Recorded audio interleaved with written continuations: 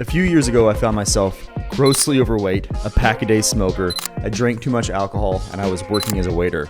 I felt stuck, I thought my life was over, and I wanted to make a change, but a better life seemed too far away. A lot has changed in the last few years. I'm now going on 9 months sober, I just ran my first ultra marathon, and I've developed a skill as a videographer and filmmaker where I get to work with some pretty dope clients, and I recently had my first mini documentary featured on the local news. I'm not saying all of this to brag. I'm saying it for two reasons. The first one is to give you context, so that way you know who you're listening to.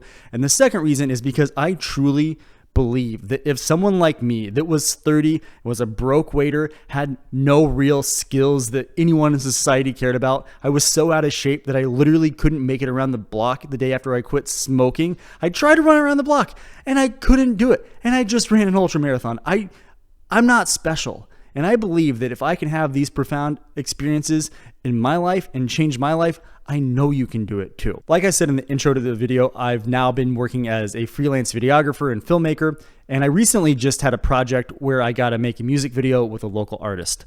After the shoot, I had the artist come over to my home and we talked about his journey as an artist. We also talked about some of the principles that you need to have to succeed in the art world and to also build confidence as a creator. The first principle is focusing on one skill, which is super hard for creative people to do. I think that I personally have a personality that is highly creative.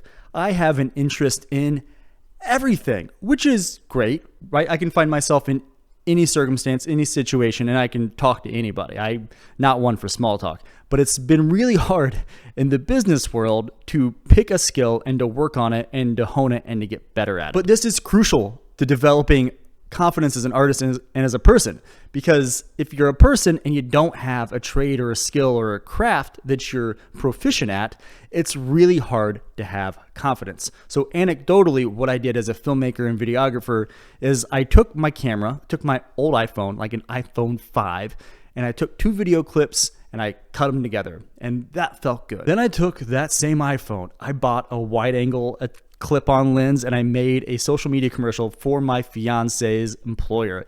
It was so bad, but I did that and I kept working, and then I eventually invested in like a Rebel T6i entry-level DSLR, and I started cold calling realtors, and I finally got one to let me take photos and video of a home, and it felt so good. This was the beginning of me honing my skill and my craft and starting to develop little itty bits of confidence, and Robin gave a really great analogy for this in our interview. Career-wise, you sort of fit yourself through a pinhole.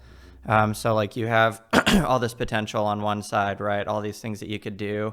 And what you have to do is narrow it down to one thing and become really damn good at that one thing and become an expert. And then you fit through the hole because you've been doing that one thing for a long time and becoming really honed at it. And then on the other side, it opens back up because you've substantiated a career or an expertise in one area so that you can use that sort of as a launch point for doing other things now. Like, so my idea with that, for example, is like, instead of doing like writing this a short memoir, or like having a website or whatever, like a blog, I'm just focusing on music.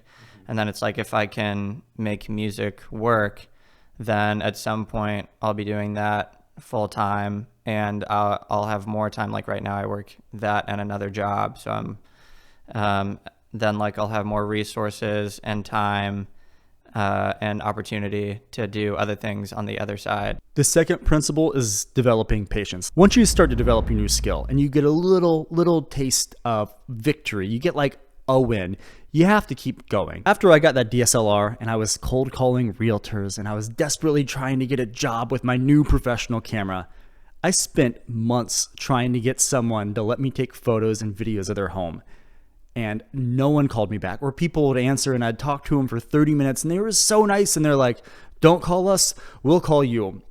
Oh man, the doubt that crept in. I felt like the biggest dingus McGoofus doofus face ever. I was like, oh my God, I bought this camera. I'm going to be out the money. Oh my God, this isn't going to work. And I literally at times would feel like I was going to puke, thinking that I was never going to make 1 cent off of one client, and then someone agreed and they said, yeah, we'll pay you. And then I did it and it felt so good. And then that happened again and again. And eventually I figured out how to do like videos that people would pay me money for. And then I figured out how to get people to buy packages of videos. Now I've kind of started to take it for granted at times. I'm like, oh my gosh, work is so stressful, but I'm able to catch myself and go, do you remember what it was like before you had this skill and the work that you did before carrying eggs to people in the restaurant as a fat 30-year-old with no other skills? Do you remember that, Sean? Like, life actually is pretty long. Like, I don't know. If I have it my way, I think I'm going to live to be like 90 or 100 because, like, take care of yourself and whatnot. And I just think that that was causing me stress for a really long time. Yeah. And it really doesn't need to be that way. I think it was a perspective that or a lens that I was putting on myself.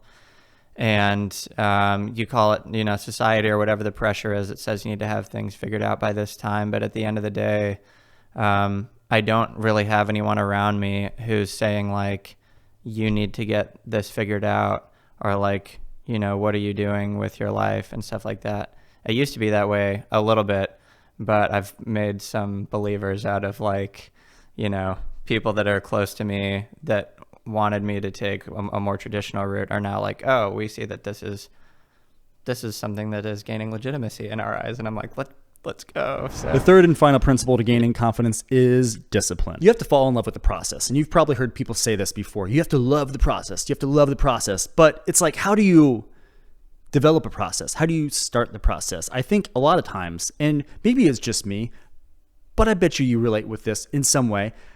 Before I ever started, I would look at people that were doing the work that I wanted to do. I would look at them and I'd see all their success. And the gap between where I was at and where they were at was immense.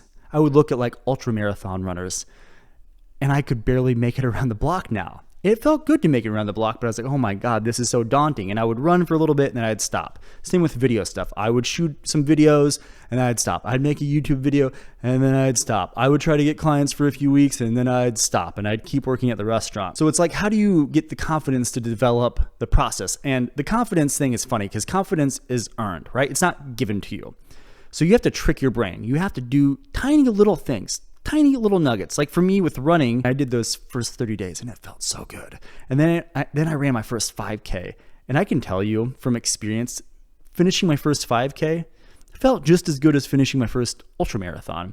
Getting my first client for $100 felt just as good as the first time someone signed a $10,000 contract. Our brain doesn't know that there's more or less money attached to a win. Our brain only knows wins.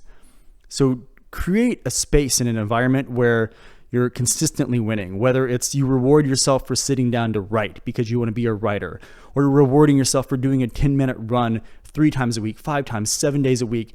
Reward yourself after that and congratulate yourself for showing up, because that is what you're going to have to do if you want to build confidence. The daily task, like I show up at my desk at this time and it's like, I'm going to use this time to write.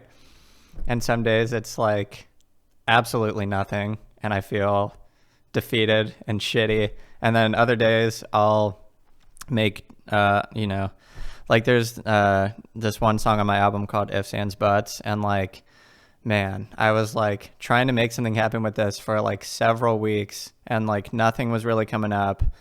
And then I took a trip to Michigan with 2 of my friends to this cabin, like way up in the north, fall time, beautiful, just like I'd never been there before, super inspiring. And I went outside to this like picnic table to write, and in 45 minutes, the entire song was done and it was golden. Oftentimes, we're only seeing the finished products. We see the highlight reel on Instagram, TikTok, Snapchat, whatever social media you use. We see the Emmys, we see the book on the shelf, right? But we don't think about all the work that went into it. Like Robin was saying, he went and sat down and wrote a song in 45 minutes. Like the inspiration just came to him one day. But prior to that moment of inspiration, he was showing up to the desk time and time again. And sometimes something good would come out. Other times nothing would come out. And that's what it takes. It takes consistently showing up, whether it works or doesn't. You have to start. Maybe start small. but just make sure you start. And remember that mood follows action.